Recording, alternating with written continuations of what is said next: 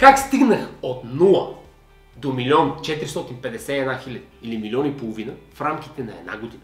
И така, да се върнем малко години назад. Това нещо, което ще разкажа в момента. До сега съм го казал единствен път в зала Арена Армеец пред мисля, че бяха около 2300 човека на Marketing Hackers Conference, която се проведе през 2024 година, ноември месец. Тогава за първ път разказах тази история. И не в такава дълбочина, естествено, а по-скоро там идеята беше малко по-различна. Идеята беше в случая да дадем съвети, тип маркетингови съвети за реклама. И затова историята беше съкратен вариант. Сега ще се опитам да бъда доста по-детайлен от гледна точка на историята. И така, да се върнем малко назад. Годината е 2020, март месец, петък 13. Не знам дали някой от вас си спомня какво се случи през тази 2020 година. Точно петък 13 март месец. За тези от вас, които не си спомнят какво се случи тогава, през 2020 година имаше така наречения COVID. По време на тази пандемия, на този COVID, първо, както спомняте, беше започнало всичко в Китай, лека по лека започна да се разпространява в Европа. Вече не си спомням наистина къде бяха първите държави, беше доста отдавна. Но това, което си спомням, че петък 13 неочаквано тогава затвори и всички фитнес зали затвориха. В този момент и преди това аз бях фитнес треньор. Класика.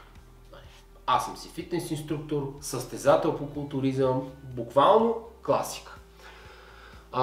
Нищо не разбирам от бизнеси, никога не съм се занимавал с бизнес, единствено съм работил за собственици на бизнес, дори семейството ми, близки приятели, познати, нямам хора, които да се занимават с бизнес. Семейството ми изобщо не са имали вземане даване с бизнес, единствено баща ми, който се бе опитал да създаде бизнес, обаче понеже цял живот е бил наемен работник, първият му бизнес беше естествено неуспешен опит, така че до момента аз съм си наемен работник, в случая фитнес треньор, инструктор в фитнес зала.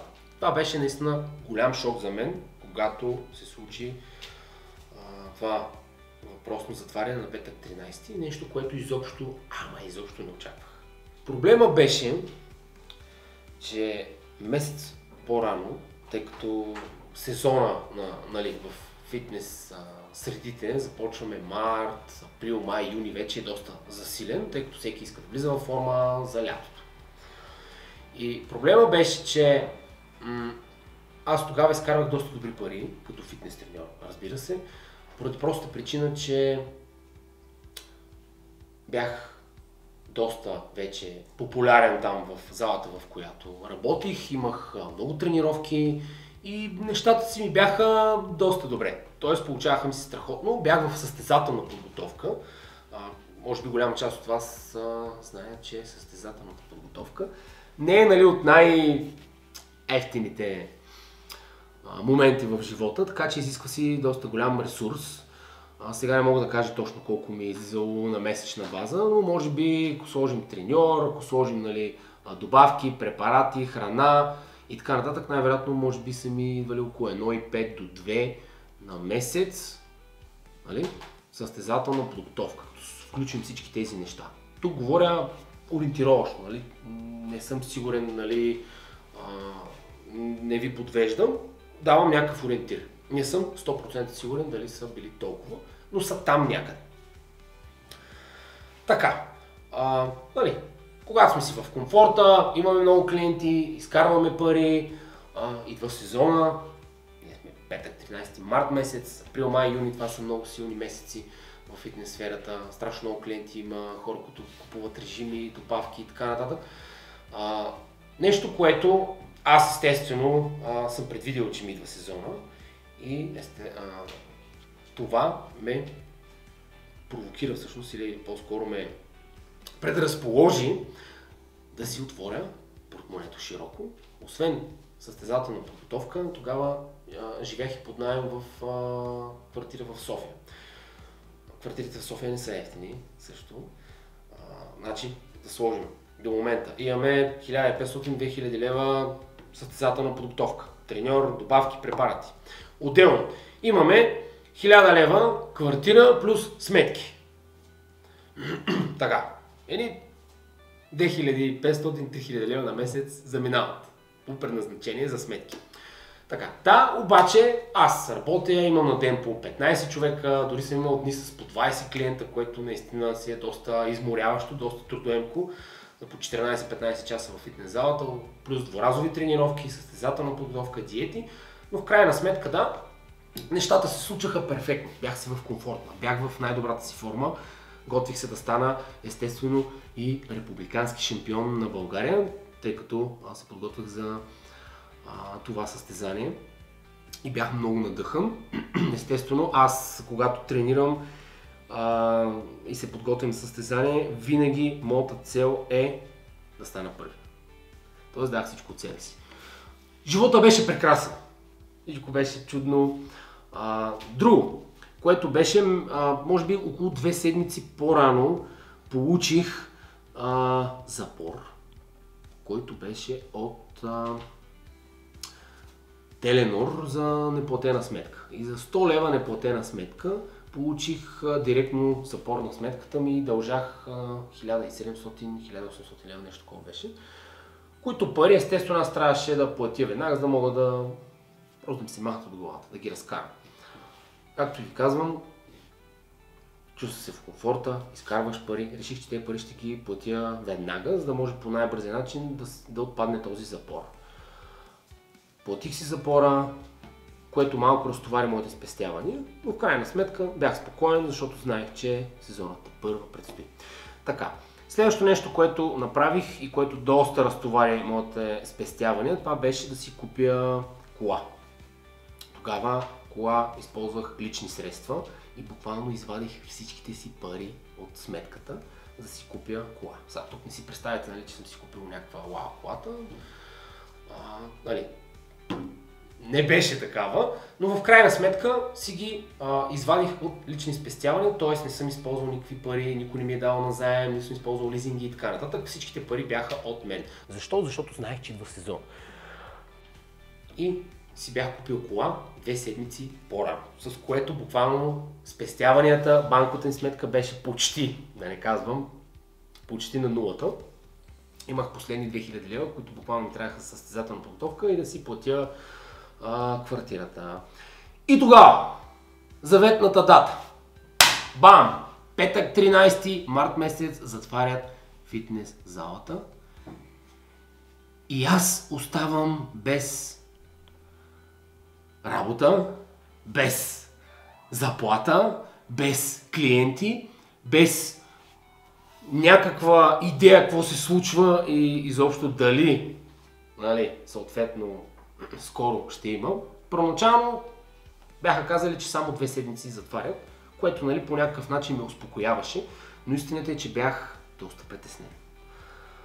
Когато се върна назад, това може би беше един от най-гадните моменти в моят живот. Защо? Защото, както изподелих, аз останах без пари. Имах последни 2000 лева, с които буквално си плащам квартира.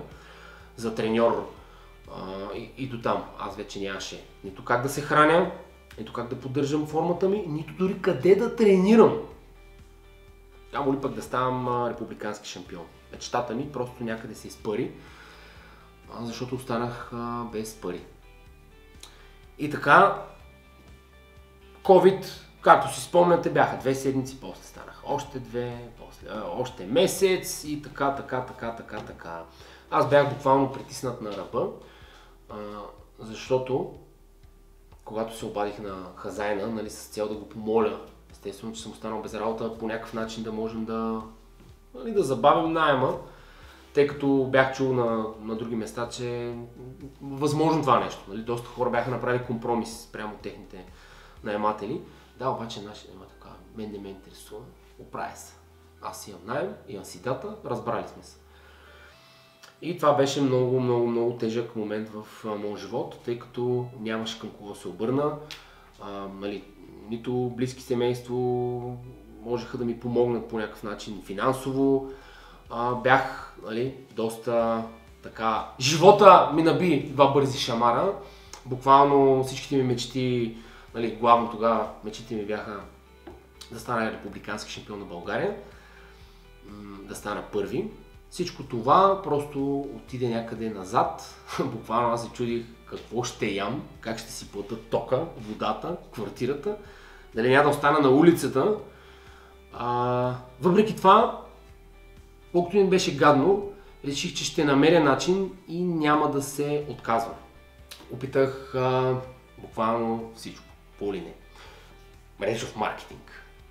Даже си спомням тогава, за да можеш да участваш в така нареченият мрежов маркетинг, ти трябваше да набиеш една определена сума, която аз буквално нямах, за да можеш естествено да влезеш в техния бизнес модел и да можеш да продаваш техните добавки. Тогава спомням как с последните си буквално пари успях да ги напия във въпросният мрежов маркетинг, защото ми се струваше добра алтернатива, може да го правя изцяло онлайн и не си буквално нали, не беше нужно да...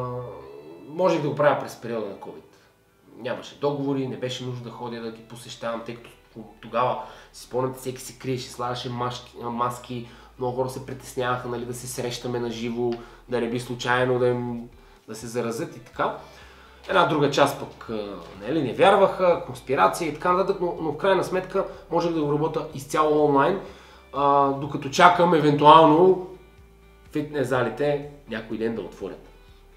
И така си спомням, започнах, това беше първият ми допир с мрежов маркетинг, тогава просто идеята ми се стори наистина доста актуална, поне за момента, а и, честно да ви кажа, нямах избор, трябваше да направя нещо.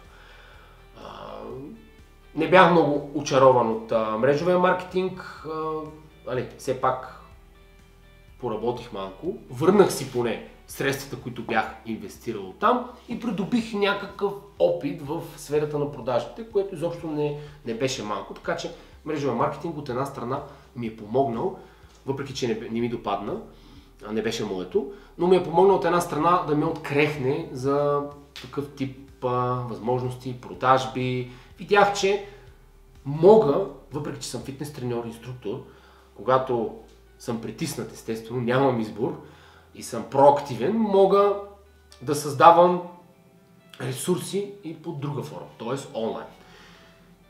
Тогава си спомням един ден в фитнеса, може би това е още една причина, съм благодарен изключително на фитнес залата.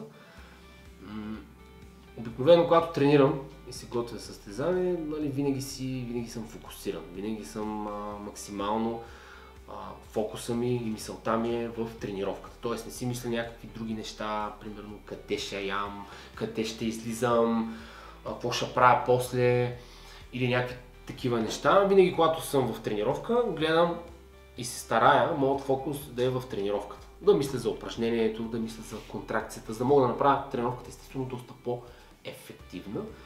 И повярвайте ми, приложете го, ако тренирате нещо, фокусирайте се върху тренировката, мислете за нея, изобщо спрете да мислите за всякакви други неща, не се разфокусирайте, ще видите наистина как тренировката ще мине на съвсем друго ниво. Ниво, което наистина надхвърля буквално очакването, особено ако сте разфокусирани. Така, този път обаче нямаше как да мисля, защото състезанието беше отложено. Аз дори не знаех дали ще мога да се състезавам. Бях успял да намеря фитнес зала, която пускаха така, нали, малко измежду шамарите, успяваха да ни пуснат, с което поне успях да поддържам формата си, за да не я отпускам. Тогава обаче мислите ми блуждаеха, изобщо не бях фокусиран по време на тренировка. Първо не знаех изобщо дали ще има състезание, дори не знаех дали ще мога да си позволя треньора за следващите месеци, препарати и така нататък. Изобщо мислех по-скоро как да си платя сметките. И тогава, докато тренирах, спомням, когато се въртим циркулацията на кръв, мозъкът става по-активен. тогава спомням как започна да ми идват всякакви идеи, които евентуално да тествам. И тогава ми дойде и най-съществената идея, която можеше да ми дойде изобщо. Добре, окей, си казах. Имам стара Фейсбук страница, която преди години реших, че ще направя. Бях направил тази Фейсбук страница, дори бях инвестирал някакви къси пари във Фейсбук за лайкове в тази страница. Мисля, че бяха около 40 и няколко, близо 50 долара, които бях похарчил. И така и не бях платил на Фейсбук и тогава си виках, гледай тия как ги прецаках, нали, имам 1000 лайка на страницата, в същото време пари не съм им дал. И си замислих, окей, нали, започнах да продавам онлайн, нещата очевидно се продават. Защо мога да продавам за друг? Защо не мога да продавам за себе си? Тогава ми светна, че мога да направя Фейсбук страница, с която всъщност да рекламирам. И тук въпросът беше, нали, какво? Добавки ли? Какво да рекламирам? В същото време, много мои клиенти, които тренираха с мен в фитнес залата, си спомням как те първоначално естествено чакаха да отвори фитнеса, за да си подновим тренировките. Това обаче, когато видяха, че COVID се удължава и удължава и удължава, тогава те лека по лека започнаха да си искат хранителни режими и тренировки. Нали, свързаха се с мен, казаха: Каляне, дай да измислиме нещо, човек. Буквално, нали, то вече мина месец и половина, ще изгуба форма, вече почна тук да трупам килограми, дай да направиш някакви домашни тренировки и някаква диета, нали, там, с цел да постигнем, т.е. да запазим формата, поне докато отвори залата. Отделно имах и онлайн тренировки, които водих с някои от клиентите ми, които искаха, т.е. в Zoom, пусках ми си телефона, аз ги наблюдавах как тренират, така те по този начин също поддържаха форма и ми идваха някакви ресурси. Да, обаче те не бяха достатъчни, естествено си плащам сметките и това трябваше да съм доста по-проактивен. Така, когато моите клиенти почнаха да си искат хранителни режими, тренировъчни програми, естествено с заплащане, това нещо веднага ме подсети, че викам, щом всички са затворени, щом моите клиенти имат нужда от хранене и тренировки, то най-вероятно, ако през Фейсбук страницата започна да рекламирам хранителен режим и тренировъчни програми, то най-вероятно и други хора биха имали нужда от това в момента. Защото за седелия начин на живот знаете какво води до покачване на килограми. И така ми хрумна идеята да тествам дали има пазар за това нещо. И докато всички тогава бизнеси се свиваха, спираха реклами, спираха продажби, буквално не знаеха какво да правят, парализираха се, аз тогава, буквално с последните си пари в джоба, останали, реших, че ще си платя старата Facebook реклама, която дължах към Facebook, тези 40 и няколко 50 долара, за да може естествено Facebook да ме пусне и да мога да направя първата си спонсорирана реклама. Ама нищо не разбирах от социални мрежи, нищо не разбирах от Facebook кампании, изобщо бях тотал щетал. Аз съм треньор в фитнес зала, използвам Facebook, за да си чата с клиентите, с цел кога да дойдат на тренировка. Това е. И да си качат 2 снимки на цепен. За друго не съм ползвал Facebook. Така че беше голямо предизвикателство към мен. Тогава полюбопитствах, потърсих, намерих някакви курсчета, които също бяха полезни в интернет. Видях как се прави така нареченият бустване на пост. И така, платих си тези 50 долара, които дължах на Facebook, за да ми отвори и да мога да си бусна първият пост. Тогава спомням как взех една нацепена снимка. Помолих даже един приятел, който се занимава с фотография, с снимки, тъй като не разбирах нищо от програми, да вземе тази снимка и да я обработи, т.е. да сложи офертата. И офертата беше следната.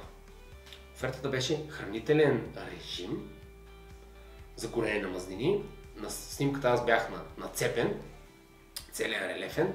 Може би ако успея да намеря, мога да я видите някъде тук. Аз съм на ренде буквално, на плочки. Отделно горе цената е 50 лева, задраскана и отдолу пише 30 лева. Тоест, пуснах първата си продажба на дигитален продукт във Facebook, който беше на хранителен режим, изготвен индивидуално от мен за клиенти. И горе някакъв текст. Вече не си го спомням текста. Мисля, че гледах видеа в интернет и оттам ми дойде идеята, нали, как да го структурирам този текст. И така, пуснах реклама, която беше бустване на пост, защото не знаех повече от това как се пуска кампания. Беше твърде сложно за мен. И започнах да чакам. Минеше, не мине. По едно време бустването на пост водеше директно към месенджер. Тоест, аз препращах хората директно да си пишат с мен, тъй като е индивидуален режим и трябваше да имам някаква връзка и комуникация с тях. И започнаха да ми пишат. Мисля, че около няколко часа по-късно първите потенциални клиенти започнаха да си пишат с мен. Това сега реално ли е, наистина ли е такава цената, можем ли да измислим нещо, имам да свалям килограми, добър ден, здравейте, какво може да направим, искам да сваля тук едни 10 кг, или добър ден, здравейте, залежах се в този COVID, може ли да направим тренировъчна програма. И така, лека по лека започнаха и първите ми продажби онлайн. И в крайна сметка, същия още първия ден, когато теглих чертата, накрая се окаже, че аз съм дал 30, 40, 50 лева, вече не си спомням, за реклама. В същото време съм изкарал пари над това да си покрия рекламата и съответно да остане нещо и за мен. Тъй като заплати от фитнеса нямаше, тъй като от държавата помощ нямаше, аз бях останал буквално на 0 лева. Изведнъж това нещо, ден след ден, лека по лека, започна да скалира. Започнаха повече хора да ме търсят, повече хора да пишат. Тогава започнах да дигам и бюджетите в спускането на реклама. И реално започнах да изкарвам по едно време доста добри пари. Тогава разбрах, че всъщност това е малко нелегално и аз трябва да си изкарам фирма. И по най-бързия начин преминах и към този етап, за да си изкарам фирма и за да може всичко вече да го легализирам. В същото време, бам! COVID свършва. Отвориха ни фитнес залата и естествено върнах се към работния процес, но отново проблем. Проблема беше, няма клиенти, хората ги е страх. От 20 клиента, които имахме на дневна база, 15-20 даже, когато ми се случваше да връщам хора, защото не мога да поемам просто повече, започнах да имам липса на клиенти и цял ден да стоя. Защо? Защото хората просто ги беше страх. Идваха само тези, които си мислеха, че е конспирация, бяха непокисти и така нататък. С което всъщност пак изкарвах пари, които буквално те не ми стигаха дори сметките си платя. Да, обаче вече имах стартирани онлайн реклами, които започнаха ми генерират доходи и които всеки ден скалирах. Дори учудващо за мен. Така, какво се получи? Че аз започнах да изкарвам в пъти повече, двойно, тройно, четворно повече с онлайн начинанието ми, отколкото с работата ми в фитнес залата. И именно това нещо тогава ме спаси буквално от това да имам какво да ям, да си платя сметките и най-вече да си продължа подготовката за състезание, която се оказа по-продължително, поради проста причина, че те отменяха състезанието няколко пъти и аз от подготовка 3 месеца направих подготовка 4 месеца и половина. И тогава, същата тази година, в която аз нямах какво да ям, нямах с какво да си плащам сметките, буквално бях останал на произвола и се чудих как ще си оправя изобщо положението или ще трябва да се прибирам в малкия град, от който съм и да напускам София. Същата тази година се оказа, че аз станах собственик на бизнес, започнах да изкарвам пари онлайн, благодарение на това, че продавах уменията си онлайн, хранителни режими визирам главно, да изкарвам повече пари, отколкото изкарвах преди това и накрая станах и републикански шампион на България за 2020 година в моята категория класик език. Първоначалният бизнес модел беше естествено с дигитални продукти, което всъщност е плюс при голяма част от хората, които стартират. Защо? Защото в дигиталният продукт имате само реклама и данъци към държавата. Дори първоначално, когато се отваряте фирма, най-вероятно няма сте, нали, по ДДС, евентуално ако рекламирате в Facebook, там е задължено да имате, нали, ДДС първоначално заради рекламата, но мисълта ми е, че имате да си покриете данъците, имате да си покриете рекламата. Всичко останало ви остава чисто, което за един новостартиращ човек смятам, че е доста добре, тъй като нямате тук да набивате пари за производство на продукт, което не е малък разход, особено първоначално. Нямате и капитал, да, това беше перфектно, защото аз си плащах рекламата и всичко това, нали, данъците, счетоводство и всичко останало оставаше за мен като чиста пара. Това беше първоначален бизнес модел или, както споделих по-рано, с хранителни планове, които аз лично изготвях за клиенти и съответно след това започнах да се интересувам повече от онлайн търговия. Започнах да записвам курсове. Тогава се взех първите курсове, първите книги. Тогава се записах на по-сериозни, в последствие започнах и менторски програми. И тогава всъщност ме открехнаха, благодарение на тези програми, ме открехнаха и на създаване на книга. Това е вече физически продукт, тъй като тогава системата беше доста добра. Той в момента дори има хора, които я практикуват. Системата беше такава, че създаваш книга, която книга е насочена с проблема, който ти решаваш. Насочена към пазара, на който искаш да служиш. И понеже е физически продукт и книгата е ефтина, всъщност ефтина е за клиента, също така е ефтина и за нас, а ДДС-то при книгите е 9%, не е 20%. Така по този начин имаме доста по-голям успех в Facebook кампаниите, в Facebook рекламите. Идва клиента, купува си физическия продукт книга и ние след това вече разбираме, че този човек има конкретният проблем. Ние вече след това му продаваме следващото по-цялостният пакет или вече курса, обучението, програмата, която е към книгата. И книгата тогава я давахме безплатно като подарък. Нещо като топ оферта, която клиента получаваше индивидуално за него. Това се прави всичко по телефон или на среща, естествено, за да може да видим дали този човек наистина има нужда от това, дали книгата не е за подарък, за някой друг, нали, така. Този бизнес модел първоначално изгради моят първи бизнес. Бизнес модел беше следния. Книги, имах мини обучения и третото ниво, което беше най-високото ниво, бяха хранителните ми режими, които стартираха на 30 лева първоначално. С времето естествено ги подобрих, скалирах, записах видеоклипчета в фитнес залата, подобрих ги изключително много. Започнах вече първоначално започнах с WordFile, буквално нахвърлях на WordFile какво да яде.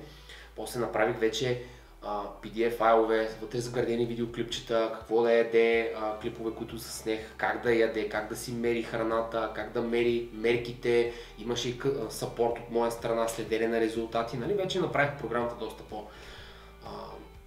изпипана. Вече се научих да работя и с Canva, използвах и фрилансъри, ще ми излезе думата в главата. Фрилансъри, графични дизайнери. Да.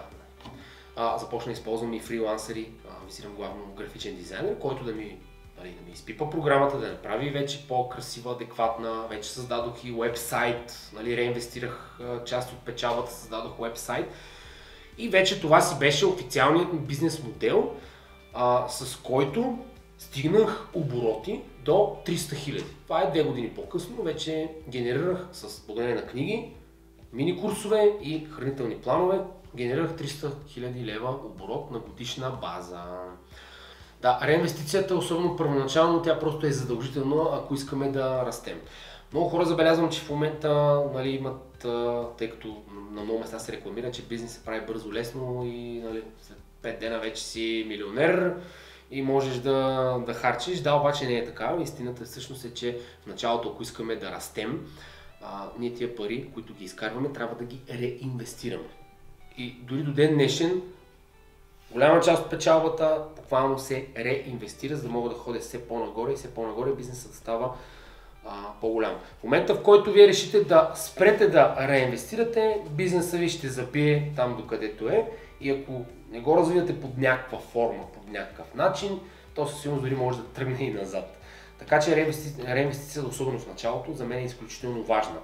И хората, които естествено не са ги подпомогнали, няма мама, тате или нещо са наследили, са си го изградили с личен труд, с собствени усилия, за тях просто е неизбежно и задължително да се реинвестира. При сегашния бизнес модел, който отскоро смених бизнес модела, се различава от този, с който стартирах. Тук вече сме доста по-голям екип, естествено. Имам реално на трудов договор, като изключим мен, имам 4 човека, всъщност 3, извинявайте, четвъртия преди, може би, 2-3 седмици се наложи да прекратим дейност заедно. Така че имам 3 човека на трудов договор, като изключим мен.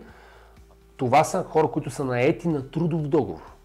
Отделно имам маркетингов екип. За там обаче използвам агенция и фрилансери. Отделно имам екип логистика. Там използвам fulfillment център, което са си, там всъщност не знам колко ме екипа в момента. Последно бяха 3 момичета и 1 момче. В момента може би са се разраснали, наистина не мога да ви кажа там. Маркетинговият екип са около 4 човека. В момента с 5 тук става с фрилансър, който използваме от време на време. Така, продължаваме още. Използвам фрилансери, използвам графична дизайнерка.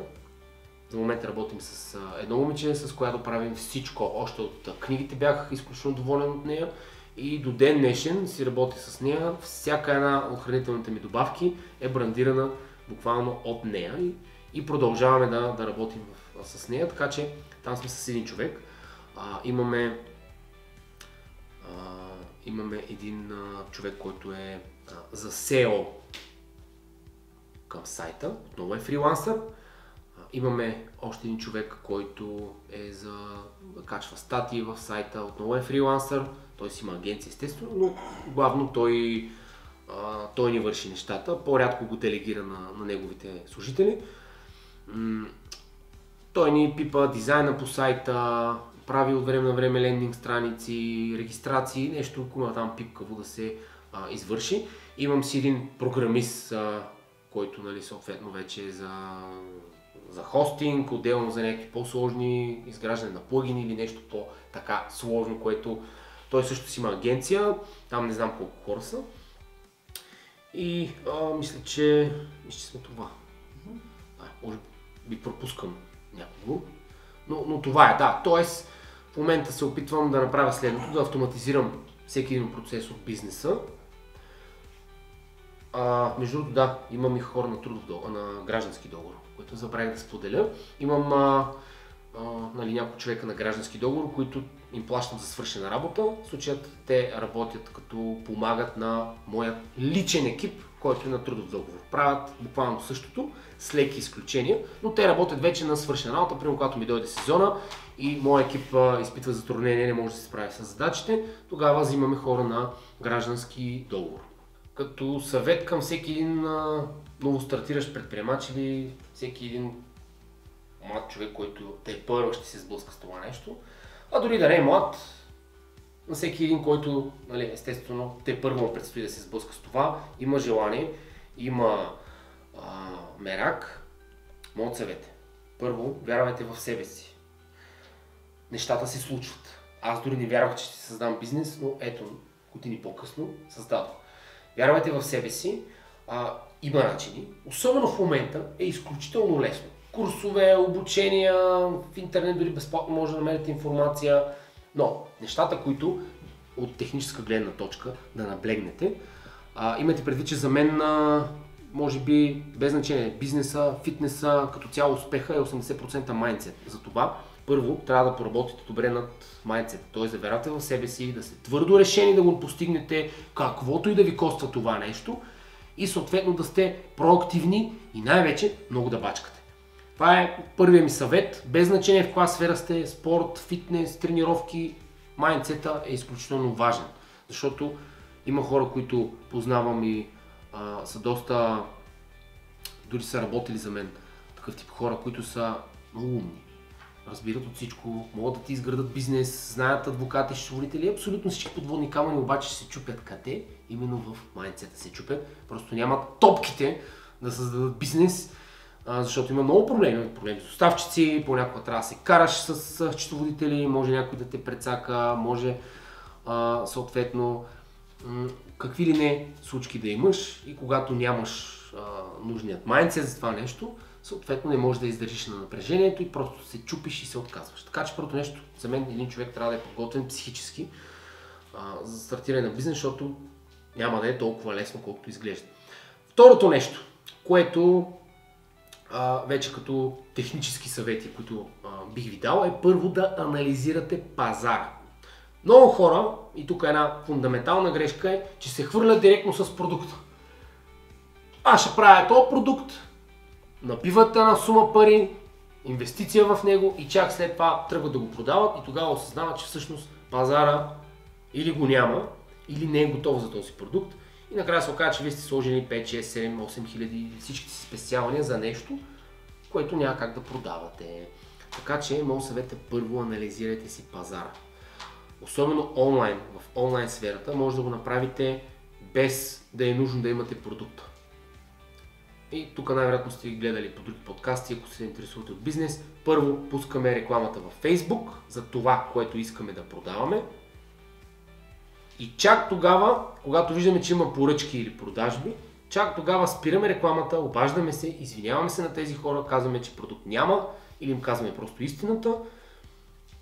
Предлагаме им, след като бъде готов продукта, да им изпратим по един подарък и съответно така по този начин си правим най-добрия анализ, а именно да видим дали изобщо има пазар за това нещо и чак след това да инвестираме капитал, да създадем този продукт и съответно да почнем да го продаваме. Това е първото нещо, което трябва да знаем. Пазар. Първо анализираме. Може да го анализирате в Google Trends, може да анализирате в други канали, вашата ниша, продукта, услугата, която искате. Второто нещо. След като направите анализ, не се доверяйте само на сухи анализ, директно скачате с платена реклама, особено ако сте онлайн, за да си докажете дали наистина хората са готови да дават пари. От това по-голям анализ няма за вашия продукт и услуга и чак тогава създавате уебсайт, продукт и започвате да продавате. Сегашният бизнес модел, към който минах, и това е вече от около година и 3-4-5 месеца, може би някъде там, нямаме година и половина, е от книги, курсови обучения. Преминахме вече към... не сме спрели предходният бизнес модел напълно на 100%, просто сме спрели да го рекламираме и толкова много фокуса да ни е там. Все още имаме книги, естествено имаме програми, но фокуса ни е насочен в сегашният бизнес модел, който е вече изграждане на бранд с хранителни добавки. Главен фокус – горене на мазнини или отслабване. Скоро вече готвим и мъжка серия. От гледна точка на това как ще се разшири бизнеса, в момента от около година, именно това беше моята цел, да го разширя максимално много в българският пазар. Сега не обмисляме вече да ходим по външни пазари, т.е. тук нашите съседки. И още нещо, тъй като българският пазар все още има потенциал за разрастване, това, което сме стартирали и е доста ново за нашата държава. За нашата държава е ново, иначе в чужбина вече отдавна е доста така набрало инерция и смятам, че ще дойде и тук тази инерция, но може би ще трябват няколко години, за да се случи това нещо. Това са така наречените affiliate, партньорски програми. Нещо, което сме стартирали в момента и всеки един от вас, който гледа това видео, може да стане наш партньор или наш affiliate. Тези от вас, които не знаят какво е това, ако искате да стартирате някакво начинание онлайн, било то като допълнителна работа, та дори като основна, харесвате онлайн дигиталният маркетинг, смятате, че имате потенциал, обаче не искате да инвестирате капитал в продукти, не искате да създавате сайтове, не искате да създавате фирми, защото това е рисково, много главоболия, искате просто да рекламирате, защото това е вашата страст и ви харесва. Добре дошли сте да станете наши партньори. В което ние ви даваме напълно безплатно. Вие да рекламирате нашите продукти в социалната мрежа. Дори имаме обучения, курсове, видеоклипчета, които ви помагат в това направление, т.е. ви показват как да го правите, ако нямате опита и не знаете как да стартирате. От вас се изисква за няколко минути на ден, часове, кой колкото иска, просто да споделя, да рекламира нашите продукти и за всяка една продажба, направена от него, да получава 20% комисионна, която смятам, че за България е от най-високите комисионни. Аз честно да ви кажа, не знам някой да дава повече. Знам големи магазини, които дават много по-малки проценти. При нас комисионната е 20%.